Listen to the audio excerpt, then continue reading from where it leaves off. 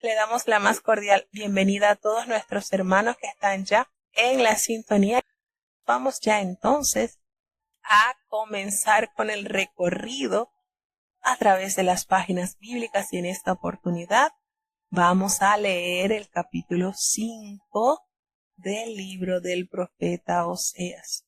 Qué manera, Dios, de instruir a su pueblo a través de la vida de este profeta. Escuchemos el capítulo 5. Oseas, capítulo 5. Sacerdotes, oíd y estad atentos, casa de Israel y casa del rey, escuchad, porque a vosotros es el juicio, pues habéis sido lazo en Mizpa y red extendida sobre Tabor, y haciendo víctimas han bajado hasta el profundo.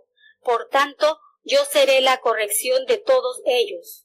Yo conozco a Efraín, e Israel no me es desconocido, porque ahora, oh Efraín, has fornicado, y se ha contaminado Israel. No pondrán sus pensamientos en volverse a su Dios, porque espíritu de fornicación está en medio de ellos, y no conocen a Jehová. Y la soberbia de Israel le desmentirá en su cara, e Israel y Efraín tropezarán en su pecado, tropezará también Judá con ellos. Con sus ovejas y con sus vacas andarán buscando a Jehová, y no le hallarán. Apartóse de ellos. Contra Jehová prevaricaron, porque hijos extraños han engendrado. Ahora los devorará un mes con sus heredades. Tocad bocina en Gabaa, trompeta en Ramá, sonad tambor en Bet-Aven, tras ti, oh Benjamín. Efraín será asolado el día del castigo, en las tribus de Israel hice conocer verdad. Los príncipes de Judá fueron como los que traspasan mojones, derramaré sobre ellos como agua mi ira. Efraín es vejado, quebrantado en juicio, porque quiso andar en pos de mandamientos. Yo pues seré como polilla a Efraín y como carcoma a la casa de Judá. Y verá Efraín su enfermedad y Judá su llaga. Irá entonces Efraín al Asur y enviará al rey Jareb, mas él no os podrá sanar ni os curará la llaga. Porque yo seré como león a Efraín y como cachorro de león a la casa de Judá. Yo arrebataré y andaré, tomaré y no habrá quien liberte. Andaré y tornaré a mi lugar hasta que conozcan su pecado y busquen mi rostro. En su angustia madrugarán a mí. Bueno, tenemos entonces una de los que debemos resaltar, que cada labor profética, el profeta que Dios enviaba con el mensaje, siempre el Señor emitía el diagnóstico del pueblo. Y es de verdad, usted puede observar cada profeta, cada libro profético, cómo el Señor hace el diagnóstico del paciente, en este caso su pueblo, le presenta por boca del profeta bajo la condición en que estaba, pero también les brinda la medicina. Y esto es lo lindo de Dios, y por eso sus juicios son justos y su misericordia es eterna. Por eso el profeta decía, si no fuera por tus misericordias, hubiésemos sido consumidos, porque nunca decayeron tus misericordias. Y es que el hombre, en su terquedad, en su soberbia, en su maldad, siempre trata de inclinarse al mal. De hecho, el Señor Jehová lo dijo en el libro de Génesis, el hombre desde su mocedad es de continuo al mal. Por eso le pesó tanto en su corazón haber hecho al hombre, porque se dio cuenta que sus intentos están arraigados a él.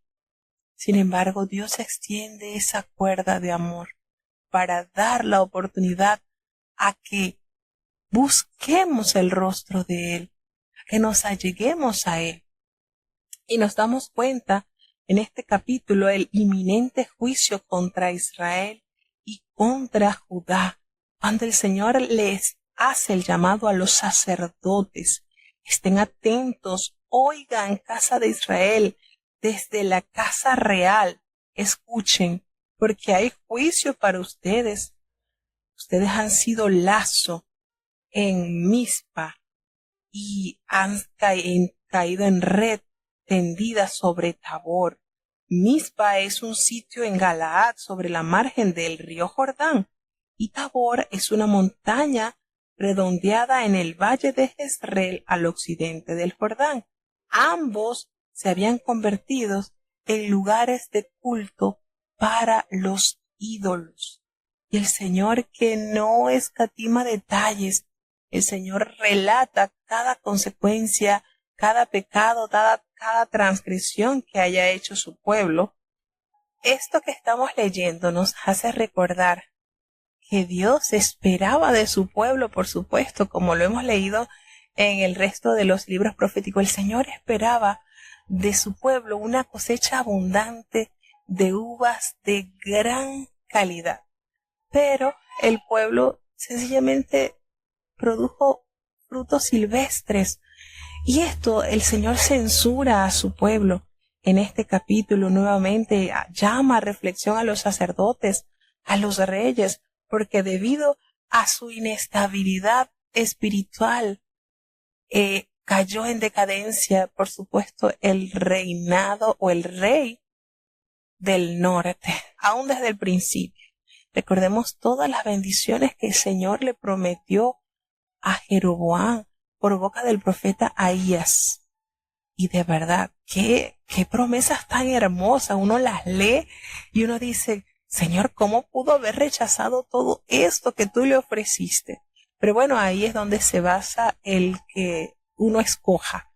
Si decide confiar en el Señor, abrazar sus promesas o entregarse al desenfreno total, que por supuesto lleva a un caos moral y espiritual. Entonces nos damos cuenta, por supuesto, que los líderes del país habían causado muchas víctimas, ya fuesen por causa de crímenes o por la abundancia de los sacerdotes, de los sacrificios, la idolatría. Su soberbia los acusaba y también los condenaba.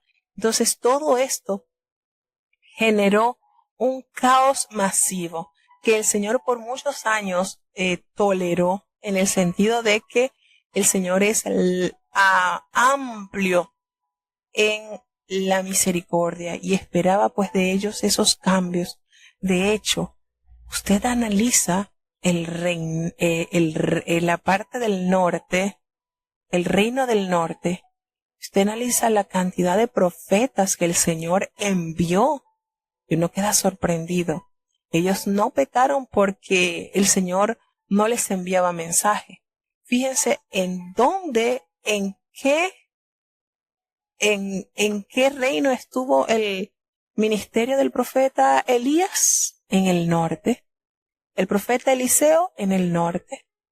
Aún con la presencia de estos grandes siervos de Dios, dando a entender el respaldo divino que tenían, el pueblo siguió haciendo sus males, y sus gobernadores y sus sacerdotes.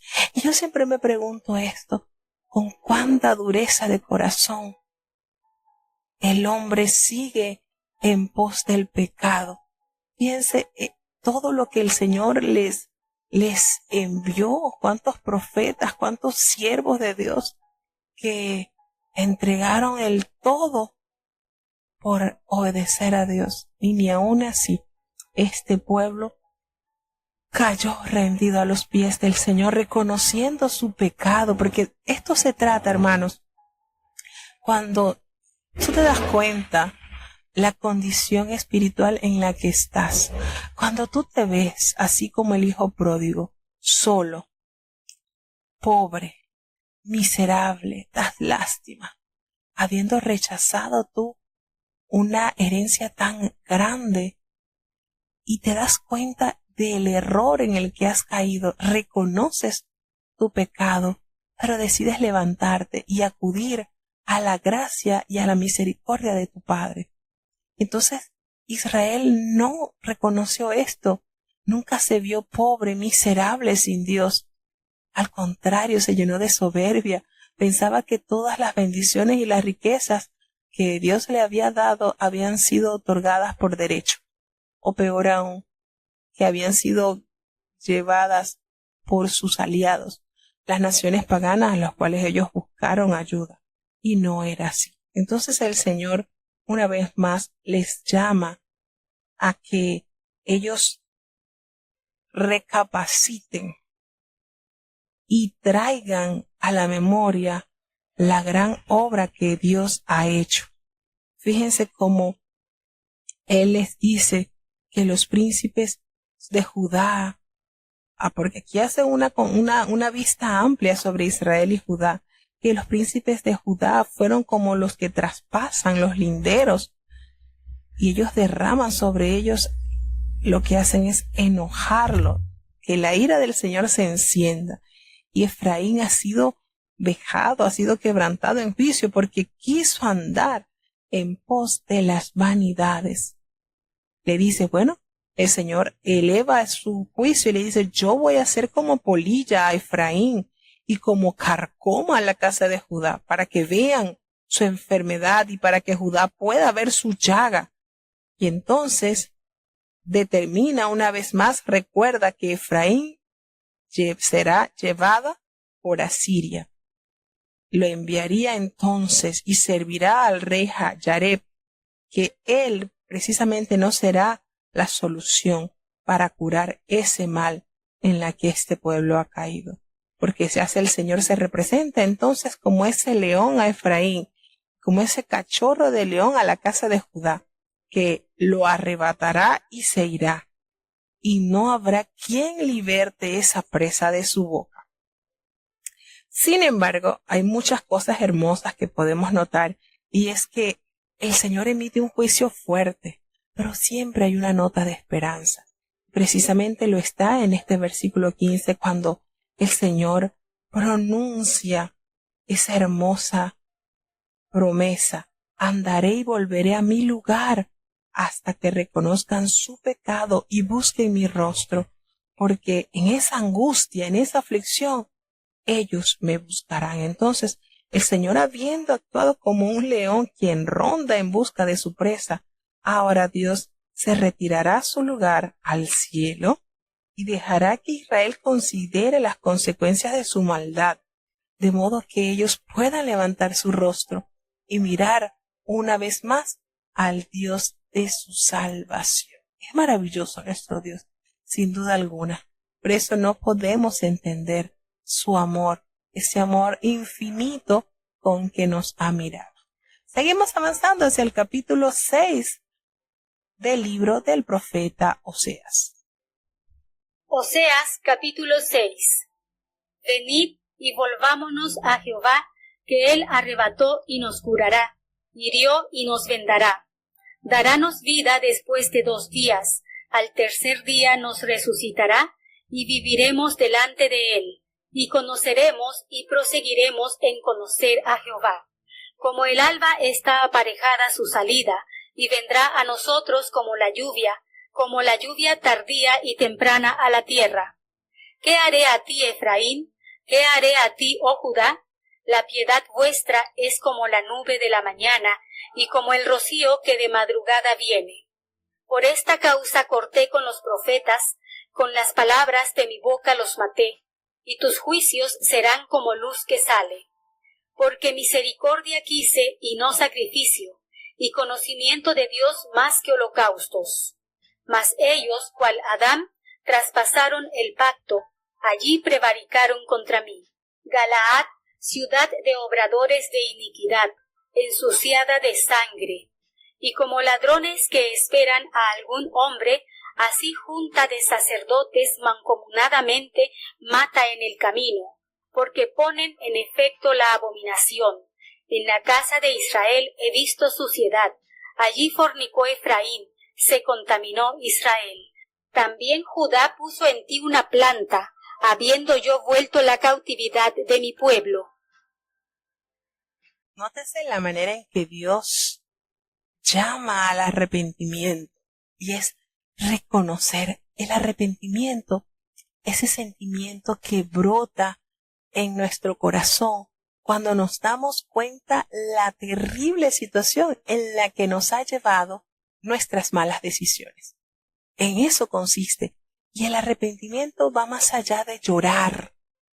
El arrepentimiento va más allá de verter lágrimas. El arrepentimiento genuino, sincero, está íntimamente relacionado con cambio de actitud. Allí está. Y el Señor de su pueblo quería ver esto, que se dieran cuenta en la fosa profunda de la idolatría donde ellos habían caído. Porque ellos presentaban holocaustos al Señor, hacían sacrificios, pero era un ejercicio nada más. No lo hacían con ese sentir de que ese animalito estaba pagando la deuda de su maldad. Era algo como mecánico, como bueno, peco y ya con este animalito ya resuelvo todo, pero sigo en mi antigua forma de vivir. Y allí no está lo que el Señor quería. Y por eso en este capítulo leemos al Señor, escuchamos cómo el Señor habla y le dice, venid, como ellos le hacen ese llamado al arrepentimiento. Entonces, aquí está Israel aparentemente arrepentido, retornando a Dios, pero su forma de expresarse lo traiciona. Todavía ellos culpan a Dios de sus dificultades y presumen de su gracia, dando a entender que ya que Él los ha llevado, Él es el único culpable. Y están obligados, entonces ven al Señor que está obligado a restaurarlos. Sin embargo, el espíritu de esto da respuesta, pues Dios a su pueblo, ese pueblo pecador que refleja en las palabras de Jesús lo que él expresó cuando decía, Jerusalén, ¿cuántas veces quise juntar a tus hijos y no quisisteis? Fíjense, siempre el sentir de Dios es tenernos debajo de sus alas de amor. Allí estaremos seguros. Pero eso ocurre, y lo podemos ver, la naturaleza misma nos da esa lección. Cuando una gallina empolla sus huevitos y ya tiene sus polluelos, nos damos cuenta que ese animalito tan cobarde se convierte en un animalito sumamente celoso por sus hijitos. Y hemos visto a gallinas enfrentarse a gavilanes y se transforman en un animal feroz. Ustedes saben, una gallina peleando con un gavilán.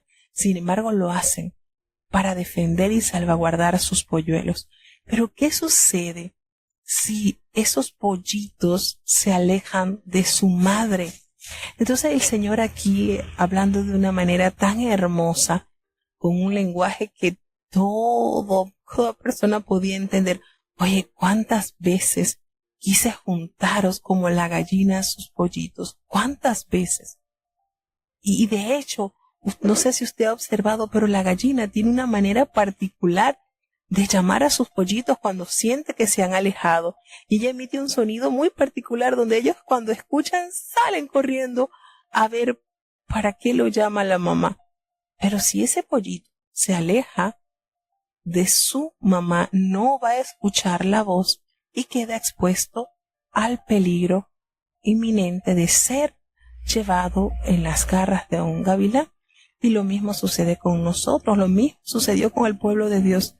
Mientras más se alejó de ese plan perfecto que Dios había trazado, quedó expuesto a caer en las garras del mal, a ofender a Dios a través de sus malas actitudes. Y el Señor, en su amor, en su gran sentir de que seamos acobijados por sus alas de amor, nos llama a acudir a ese llamado precioso. Entonces, las manifestaciones del arrepentimiento de Israel eran meramente transitorias, eran así como nube o como rocío. Entonces Dios envió a los profetas para disciplinar la nación, pero ellos lo rechazaban.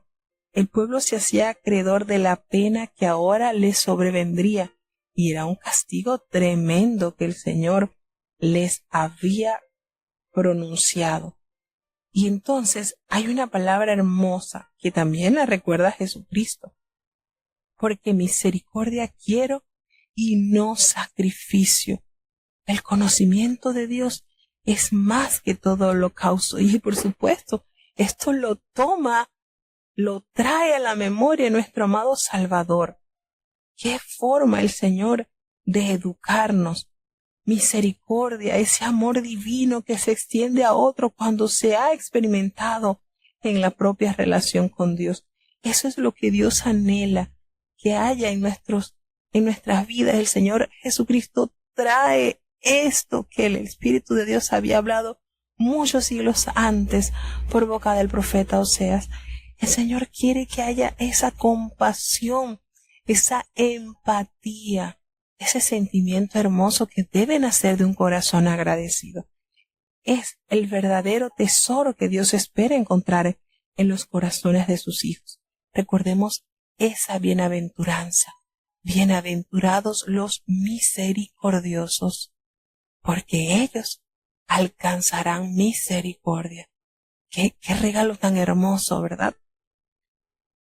Cuando habla el profeta y le dice, pero ellos, mi pueblo, fueron como Adán, traspasaron el pacto y allí pecaron contra mí.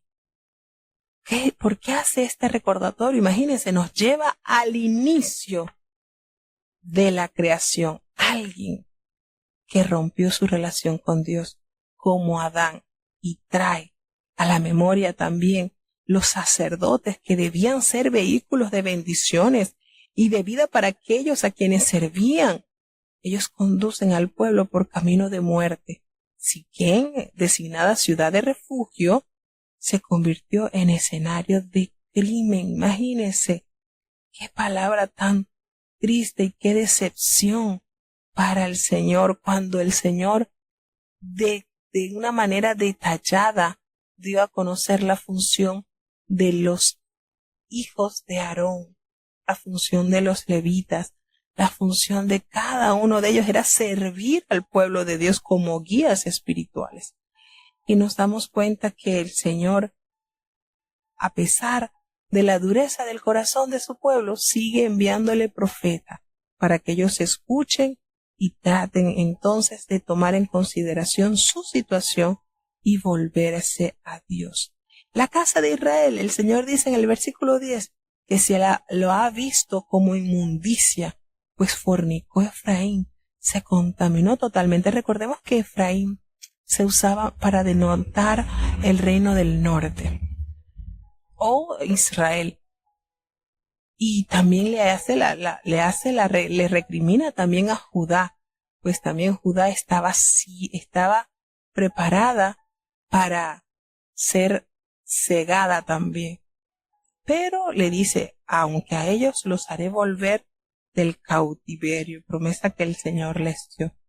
Entonces, estas frases que se ven acá, aunque uno dirá, bueno, pero de eso trató el profeta Isaías, Jeremías, sí, de eso trató, pero el Señor no se cansa de enviar a sus profetas para que sigan hablando de su plan, y si hay algún entendido, que entienda y se convierta. Ese es el propósito de los voceros de Cristo, los que anuncian el juicio, pero también la esperanza de aquellos que confían y abrazan la fe en Dios. Vamos a seguir avanzando hacia el capítulo 7. Oseas, capítulo 7. Estando yo curando a Israel, descubrióse la iniquidad de Efraín y las maldades de Samaria, porque obraron engaño. Y viene el ladrón y salteador despoja de afuera, y no dice en su corazón que tengo en la memoria toda su maldad. Ahora los rodearán sus obras, delante de mí están. Con su maldad alegran al rey y a los príncipes con sus mentiras. Todos ellos adúlteros, son como horno encendido por el hornero, el cual cesará de avivar después que esté hecha la masa, hasta que esté leuda. El día de nuestro rey, los príncipes lo hicieron enfermar con vasos de vino, extendió su mano con los escarnecedores. porque aplicaron su corazón semejante a un horno a sus artificios. Toda la noche duerme su hornero, a la mañana está encendido como llama de fuego.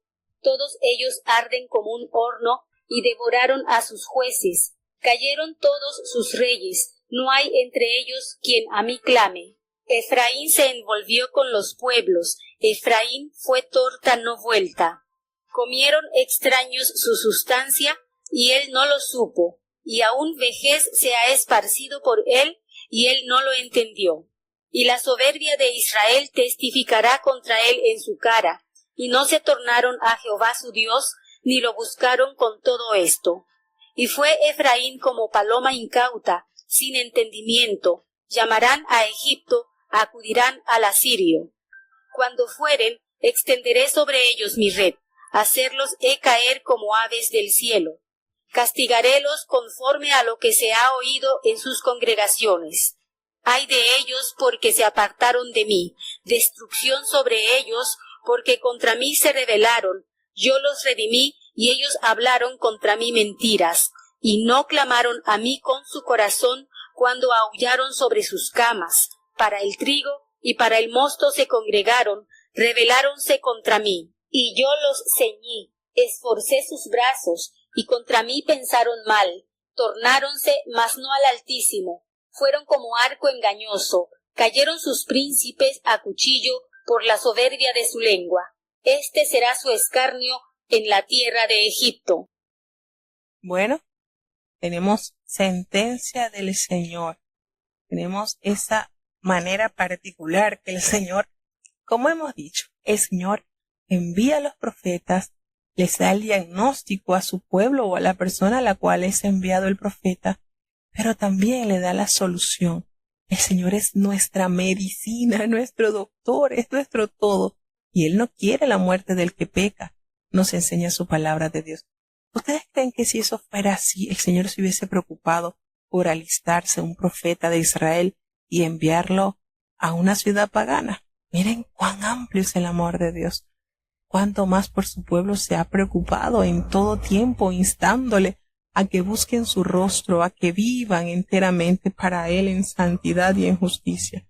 Y bueno, el intento de curar por medio de la cirugía revela a veces la gravedad de la dolencia, porque mientras curaba yo a Israel, dice el Señor, se descubrió la iniquidad de Efraín y las maldades de Samaria, que era la capital del reino del norte, porque allí ellos precisamente llenaron la tierra de engaño y de cueva de ladrones y salteadores que despojaban por fuera. Ellos no consideraban en su corazón que el Señor guarda todo en su memoria y que estas obras malas que ellos diariamente realizaban delante del Señor están. Entonces, con sus maldades ellos alegran al rey y a los príncipes con sus mentiras. Fíjense cómo la descomposición moral, espiritual, social, estaba desde la cabeza, desde el gobierno, hasta el más sencillito del pueblo. Una decadencia y una pudrición total. Por eso el Señor envía una y otra vez a sus profetas para que le instaran a que reconocieran su maldad y a que cambiara. Entonces, los gobernantes malvados se regocijaban en el pecado de sus súbditos. Fíjense, cuando eran los reyes que tenían que hacer juicio verdadero para que el pueblo viviese en equidad, en piedad y no en anarquía como estaban haciéndolo. Entonces, nos dice la palabra de Dios como el Señor, como todos ellos eran tachados o etiquetados como adúlteros, eran como hornos encendidos allí por el hornero que cesa de avivar el fuego después de que está hecha la masa. Entonces, después que eso se haya leudado, fíjense la alegoría que usa el profeta.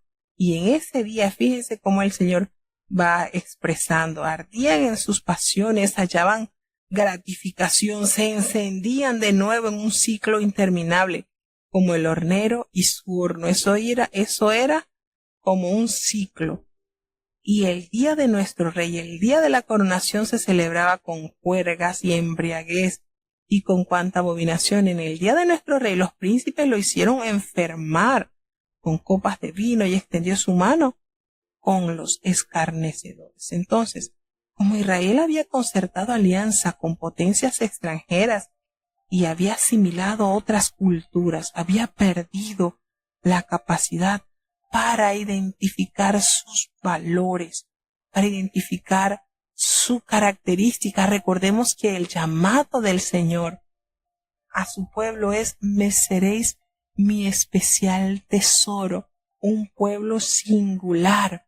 Pero este llamado o esta demanda de Dios a su pueblo no la abrazaron. Sus alianzas, por supuesto, en lugar de incrementar las fuerzas de Israel, lo que habían hecho era agotarlas, porque ellos estaban confiados en las alianzas de las grandes potencias como lo es Egipto y Asiria.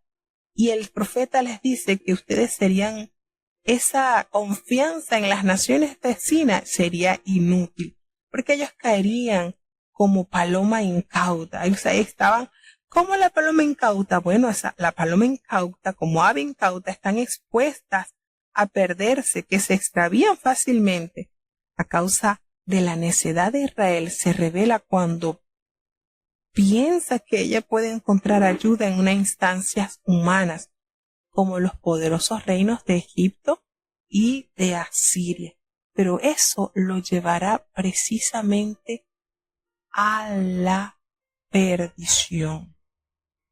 El castigo por la maldad era el mismo que le habían anunciado los profetas, cuando dice: cuando fueren, tenderé sobre ellos mi red y les haré caer como el ave del cielo. Los voy a castigar así como lo he anunciado en sus congregaciones. Y el Señor anuncia y anuncia, y la gente está indolente, indiferente, pero el hecho de que no crean lo que el Señor ha anunciado no quiere decir que el Señor no vaya a actuar, que el Señor no vaya a prometer lo que por muchos años ha cumplido. Entonces, Dios quería redimir a su pueblo y les recuerda en el versículo 15: yo los redimí, pero ellos tristemente rechazaron esta invitación.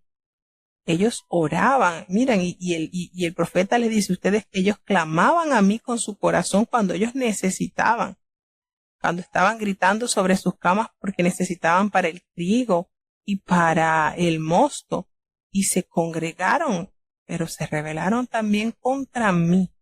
Entonces, esto nos da a entender que ellos oraban por provisión, aunque se habían roto las relaciones con su proveedor.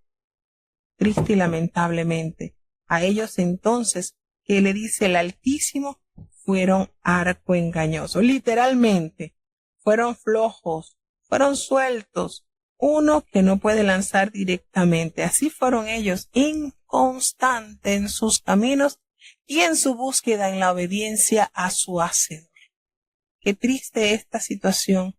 Bueno, esto que estamos leyendo, recuerden que es como un extra, un añadido de lo que se estuvo experimentando en el reinado de Jeroboam II en el reino del norte. Por eso aquí estamos echando para la historia para atrás, para recordar todas las voces que el Señor envió a su pueblo, como la manera de que ellos pudiesen reaccionar y recibir la restauración, que ellos consideraran su condición pecaminosa, pero no se quedaran allí, sino que corrigiesen. Y esto lamentablemente el pueblo de Israel no lo alcanzó. Estamos hablando del reino del norte. Seguimos avanzando. Oseas capítulo 8. Pon a tu boca trompeta. Vendrá como águila contra la casa de Jehová, porque traspasaron mi pacto y se rebelaron contra mi ley. A mí clamará Israel: Dios mío, te hemos conocido.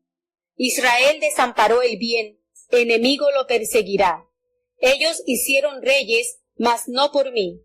Constituyeron príncipes, mas yo no lo supe. De su plata y de su oro hicieron ídolos para sí, para ser talados. Tu becerro, oh Samaria, te hizo alejar.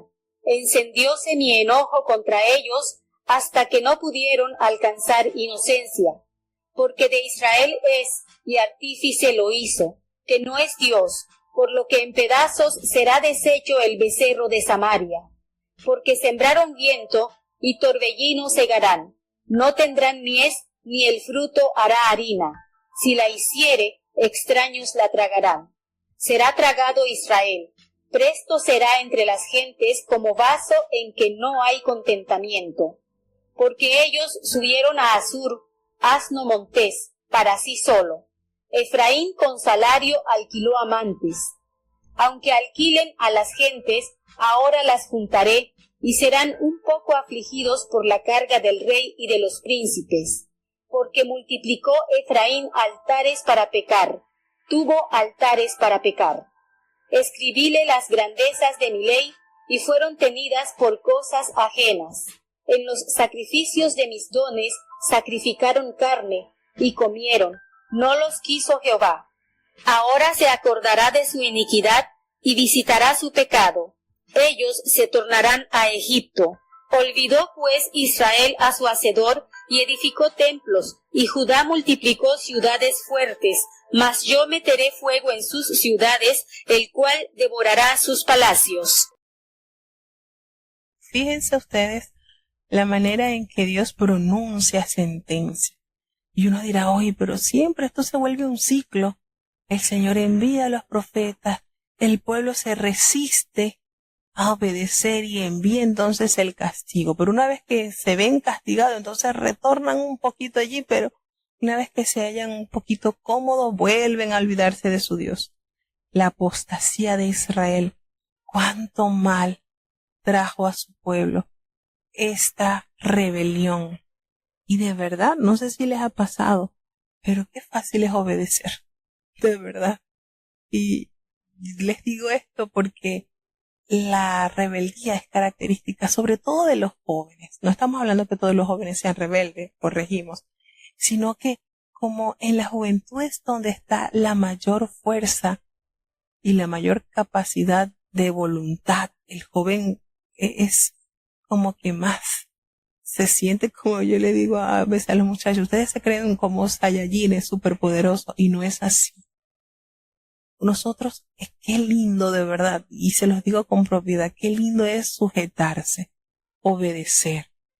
Usted se ahorra muchos males y se ahorra el andar inventando. Y de verdad el Señor nos ha dado la guía que es su palabra. Y el pueblo de Dios tenía su código, su constitución como nación, que eran los mandamientos, que son los mandamientos de Dios, porque están vigentes.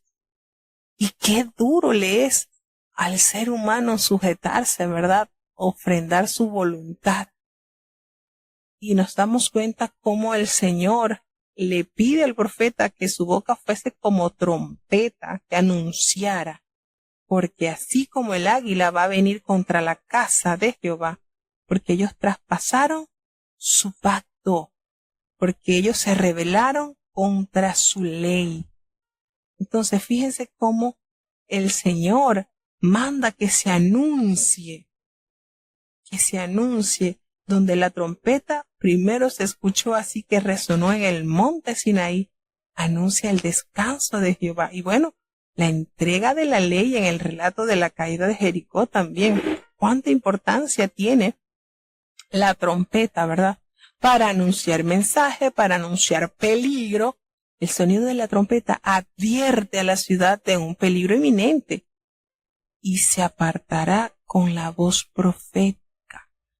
Sonaba no solo como un llamado a las armas, sino también para anunciar el día de expiación, el año del jubileo, acontecimientos tales como el retorno del arca. Entonces, piense la irrelevancia de este instrumento.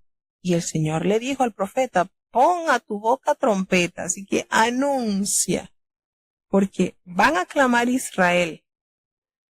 Dios mío, te hemos conocido. Van a clamar, pero Israel ha desechado el bien y los enemigos entonces lo perseguirán.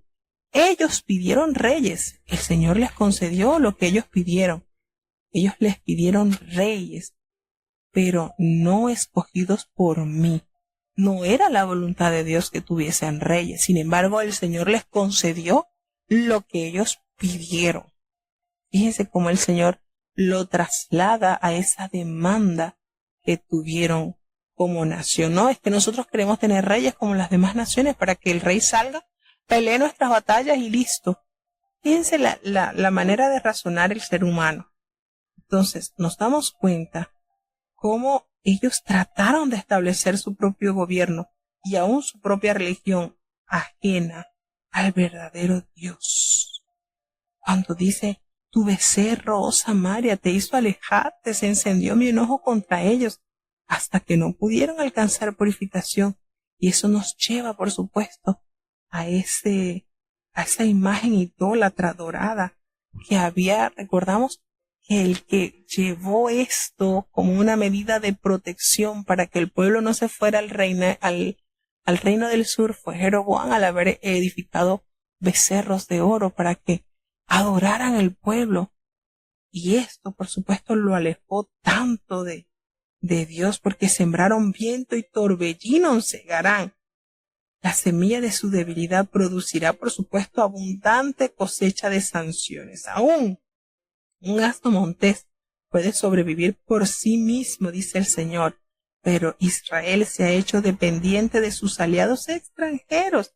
Él alquiló sus amantes. Israel pues buscó obtener por medio de la compra lo que Dios le había prometido gratuitamente. ¿Qué le había prometido el Señor si guardaba su pacto y se entregaba enteramente a hacer su voluntad?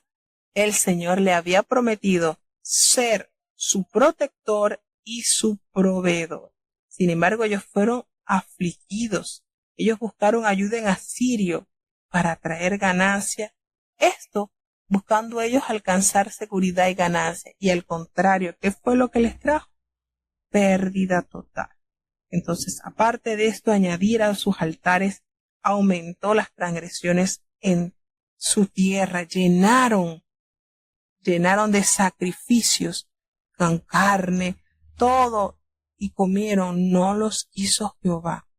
El Señor castigará su pecado, definitivamente lo anuncia, y los enviará, volverán a Egipto, es decir, van a volver al estado de la opresión, porque Israel se olvidó de su hacedor y edificó templos. ¿Y qué hizo Judá?